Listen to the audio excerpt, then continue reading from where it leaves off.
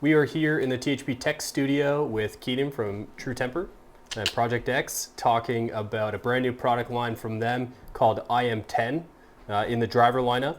And it's something I'm not particularly familiar with, but having done a tiny little bit of research, I know that iM10 represents the carbon fiber, some sort of new technology you guys have incorporated into it.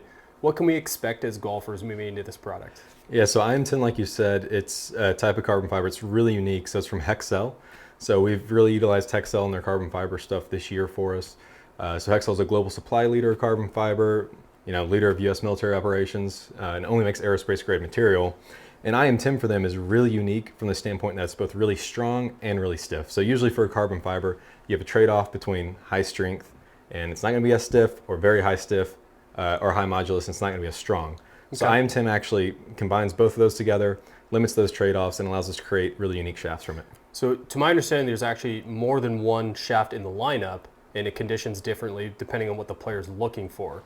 You and I swing relatively fast, and we also have way too much spin, more than we want, right? That's so right. I'm assuming there's one that works better for us and maybe one that works better for someone else? Correct. So we have both the mid-spin and a low-spin option in our iM10 family.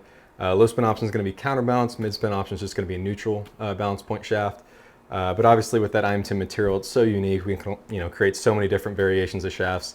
And even on that mid-spin product, which is going to be a softer overall product for a lot of players, with that iM10 material, you still get the stability expected by some of the stiffest tour shafts out there. Well, we've got you in the tech studio. I thought it'd be fun today, rather than me hit it, why don't you hit it? And we'll walk through a little bit about what to expect as a golfer taking cuts with the iM10. Are you good with that? Yeah, let's try it out. All right, let's have some fun. I'll get out of the way, let you hit. We got a driver set up here, 300 yards to the green. We still have yet to see a hole one in the tech studio.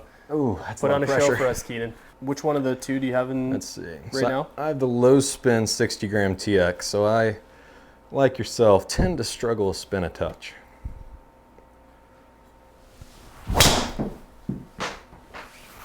Well, I don't think you struggled too much with that one. Yeah, that one was piped pretty well there. Let's see what we got. Oh, come on, you're gonna keep me at 299. It's something to chase for in the next couple swings. So you do have two options in the lineup. This is, like you mentioned, the low spin. It's got a counterbalance profile, which is a little bit different from the other head or the other shaft. Yep. So counterbalance is something we've done probably maybe 5 or 6 years now. It's really unique, a good thing to have in your lineup. So it just provides options for the player and the fitter. Obviously, if you want to play your club a little longer, you can do that without it swing weighting too heavy.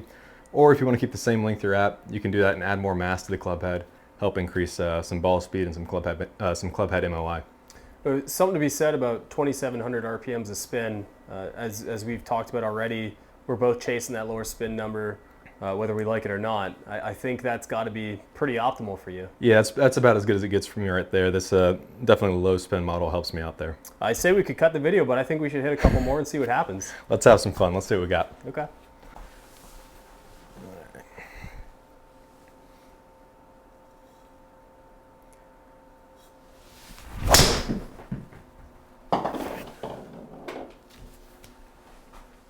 There we go. Brought the flight down on that one a little bit. See if we get some chase. We got ourselves a green under regulation, I suppose, here. Oh, there we go. Nicely done. Thank you. I'm curious to see the numbers here because I know that was a little bit more fadey than the first example we had, which I'm assuming is going to elevate the spin a little bit. Yeah, that one I caught a little higher on the club face, just a little on the inside, so might even out. Yeah, 2.9, I'll take that all day. Still under 3,000. Yeah. Why don't we hit one more so we have an idea, because people aren't particularly familiar with your swing. What is a typical Keenan shot? Is it right, left, straight? Usually a little bit left to right, maybe a little 10-yard cut is what I try to play most days. Okay. Well, let's hit one more and see where we get. All right.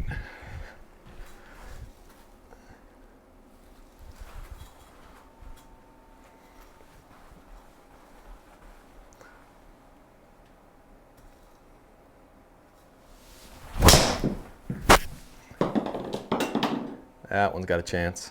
That's great. Come on. Give us a thrill. Come on. There we go. Well, 2 for 2, back to back. I say we we cut it there, take a quick look at the data, and Yep. then see what exactly iM10 can give to us. Yeah, let's jump So into it. Keenan, I've got the data table up here. Obviously, there's a shot you're very excited about, the first of the three. I'm assuming the third was a little bit different on the face, but in the range we talked about being a high spin player, the expectations for everyone out there is more like you're going to see that supportive lower spin that you're looking for in the LS product. Mhm. And maybe I'll let you speak to what your expectations are from a spin number and whether these are optimal. Yeah, so usually for me, around that, I already play pretty low spin products as it is. That 33 for me is pretty normal there on a little cut shot like you saw in that last one. So when I turn it over on that 27, that's definitely ideal. And even on that one that was pretty neutral at 29, 400 RPMs, pretty happy about that one right there. Yeah. Well, if you have a chance, go out and hit iM10, get a better understanding of the product lineup, and let us know on THP what your thoughts are.